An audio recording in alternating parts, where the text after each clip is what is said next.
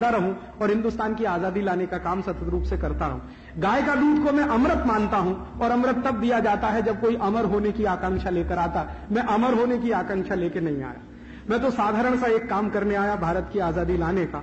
उसी काम को करते करते मैं मर जाऊं, ये मेरे जीवन की तमन्ना है। अंतिम 2 दिन पहले उन्होंने एक वक्तव्य किया था, शायद बड़े लोगों को आभास हो जाता है। 28 जनवरी 1948 को उन्होंने दिल्ली में कहा प्रार्थना सभा में कि अगर कोई पागल आदमी सामने से आकर भी मुझे गोली मारेगा तो मैं ईश्वर से यही प्रार्थना करूंगा कि आप उसको सद्बुद्धि दो, भगवान उसको सद्बुद्धि दे। और वही उन्होंने किया। अभी बहुत सारे लोगों ने यह बहस करना शुरू कर दिया कि महात्मा गांधी ने मरने के पहले हे राम कहा था या हाय राम कहा था। हमारे कितने कूड़ मगज लोग हैं इस देश में, कितने निम्न स्तर के लोग हैं इस देश में जो बहस चला रहे हैं इस बात पर कि गांधी जी को जब गोली लगी तो उन्होंने हे राम कहा या हाय राम कहा। इसी में लगे हुए हैं बहस करने में। उन्होंने बहुत कुछ कहा है, उस पर किसी का ध्यान नहीं है। बहुत कुछ किया है, उस पर किसी का ध्यान नहीं है। हे राम कहा कि हाय राम कहा, इसी में बहुत लोग लगे। बहुत सारे संगठन हैं जिन्होंने बाकायदा लिटरेचर बनाया है उस पर, और वो लिटरेचर पूरे देश में बांटा जाता है और एक खास तरह की मानसिकता तैयार की जाती है गांधी जी को गाली देने की। तो मेरा आपसे एक ही विनम्र निवेदन है, और वो मैं शायद मेरे कन्विक्शन से कह रहा हूं। पिछले 10-12 साल गांधी जी को मैंने बहुत पढ़ा और उनके तरह से जीने की कोशिश भी कर रहा हूं। उनके तरह से जीने की जो एक कोशिश मैंने की है ईमानदारी से, उसको मैं आपसे शेयर करना चाहता हूं। मैंने आज तक मेरा पर्सनल बैंक अकाउंट नहीं बनाया और आगे बनाने की संभावना नहीं। मैंने आज तक मेरा कोई घर नहीं बसाया। आज भी मैं ब्रह्मचारी हूं और ब्रह्मचर्य का पालन करता हूं और आगे भी करता रहूंगा, ऐसा मेरा संकल्प है मेरे मन का। और तीसरा, कोई पारिवारिक संपत्ति में हिस्सा नहीं रखा। मेरे पिता और माता को मैंने बिल्कुल स्पष्ट कह दिया है कि परिवार की संपत्ति में मेरी कोई हिस्सेदारी नहीं होगी। आपको जो करना है आप उसको कहिए, या करते उसको चाहे तो दान कर दीजिए मेरे नाम से किसी को।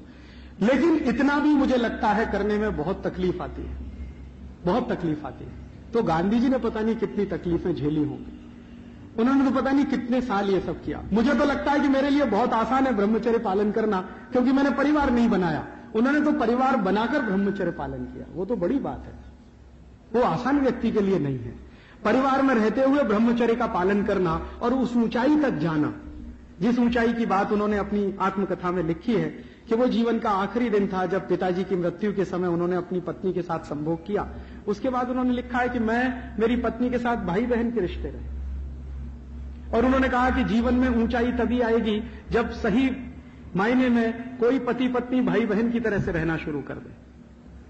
वो कहते हैं कि ये जीवन का आखिरी वो होगा मुकाम। तो किसी व्यक्ति को कितना ऊंचा बनना चाहिए अपने जीवन में, उसके लिए उन्होंने एक सीमा रेखा बना दिया। वो सीमा रेखा का पालन उन्होंने किया, परिवार बसाते हुए, घर चलाते हुए, बच्चों को पालते हुए। वो अद्भुत ही लोग कर सकते हैं, बिरले लोग कर सकते हैं, वैसे वो थे। और उन्होंने जो किया है वो हम सबके सामने है, जो कहा है वो भी है और जो लिखा है वो भी है। उनके कहे हुए को, उनके किए हुए को और उनके बोले हुए को अगर हम अपने जीवन में दशमांश भी, माने 1/10 भी अगर हम उतार सकें तो भारत में बहुत कुछ बेहतर होने की संभावना और शक्यता है। इतना गांधी जी को श्रद्धांजलि स्वरूप में कहना चाहता था। और एक छोटी सी आखिरी बात जो मैं आज के समय में कहना चाहता हूं, गांधी जी ने अपने जीवन में 11 व्रत दिए लोगों को, अहिंसा, सत्य, अस्तेय, ब्रह्मचर्य, असंग्रह वगैरह वगैरह। आपने पढ़े होंगे, बार बार सुने भी होंगे। उन व्रतों के बारे में गांधी जी ने लोगों से कहा है कि मेरी आपसे ये विनंती है कि भारत में जो व्रत मनाए जाते हैं, त्योहार मनाए जाते हैं, उनमें सोमवार का व्रत हो जाता है, कभी बृहस्पतिवार का हो जाता है, कभी मंगलवार का हो जाता है। मंगलवार को हनुमान जी का है, सोमवार को शंकर जी का है, वगैरह वगैरह। उन व्रतों के बारे में गांधी ने कहा कि ये जो कर रहे हैं वो आप करिए, आपकी धार्मिक मान्यताओं के लिए मैं मेरी तरफ से कुछ नहीं कहना चाहता और उसमें हस्तक्षेप भी नहीं करना चाहता। लेकिन उन्होंने कहा है कि व्रत अगर आप कर सकें तो देश के लिए भी करिए।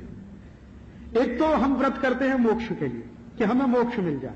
हमारे जीवन में एक मान्यता हमने रखी हुई है और वो मान्यता ये है, आप जितने भी लोग यहां बैठे हैं, आपके साथ मैं भी इसमें शामिल हूं, हम सबकी मान्यता ये है कि पुनर्जन्म होता है, बार बार जन्म होता है, व्यक्ति बार बार जन्म लेता है। और हमारे जो धर्मशास्त्र है या बड़े जो धर्म गुरु हैं, उनकी बात अगर आप सुने और उसको कभी समझने की कोशिश करें तो हर एक धर्मगुरु या हर एक धर्मशास्त्र ये कहता है कि भारत में जन्म लेने वाले को 84 लाख योनियों में से गुजरना पड़ता है। कभी मच्छर बन सकते हैं, कभी मक्खी बन सकते हैं, कभी गाय बन सकते हैं, कभी बैल बन सकते हैं। मनुष्य बनना बड़ा मुश्किल होता है और मनुष्य की योनि मिलना तो विरले लोगों को मिलता है। उसके बारे में सांख्य दर्शन है, वो ये कहता है कि आपने पुराने जन्म में कुछ अच्छे कर्म किए होंगे तो आप शायद मनुष्य बन गए हैं। तो गांधी जी ने उसी दर्शन को आगे बढ़ाते हुए लोगों के सामने ये कहा कि आप अपने मोक्ष के लिए अच्छे काम करें, व्रत करें, धार्मिक मान्यताओं का पालन करें, वो तो ठीक ही है, लेकिन देश के कल्याण के लिए भी व्रत करिए, ये उनका कहना था। और उनका ये कहना था कि अगर भारत का कल्याण नहीं होगा तो आप में से किसी को मोक्ष नहीं मिलेगा। बिल्कुल स्पष्ट कह दिया। ये कहने की हिम्मत आज तक किसी धर्मगुरु में नहीं हुई। मैंने हिंदुस्तान के इतिहास में शंकराचार्य से लेकर आज तक बहुत सारे धर्मगुरुओं को पढ़ा और काफी को आज के जमाने में सुना भी। किसी में हिम्मत नहीं है ये कहने की कि जब तक देश का कल्याण नहीं होगा तुमको मोक्ष नहीं मिलेगा, तुम्हारी आत्मा भटकती ही रहेगी, तो देश का कल्याण कर लो, तुम्हारा मोक्ष अपने आप हो जाए। और फिर किसी ने गांधी जी से पूछा कि आप ये सब काय के लिए करते हैं, अंग्रेजों को भगाना, हिंदुस्तान को नए सिरे से खड़ा करना। तो गांधी जी ने कहा, यह सब मैं मोक्ष के लिए करता हूं, ये मत कहना कि भारत की आजादी के लिए करता हूं। ये उनका लिखा हुआ वाक्य है, ये सब मैं मोक्ष के लिए करता हूं। तो किसी ने कहा मोक्ष माने क्या, कि ईश्वर की प्राप्ति।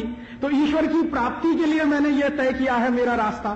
तो उन्होंने कहा कि इससे ईश्वर की प्राप्ति कैसे होगी।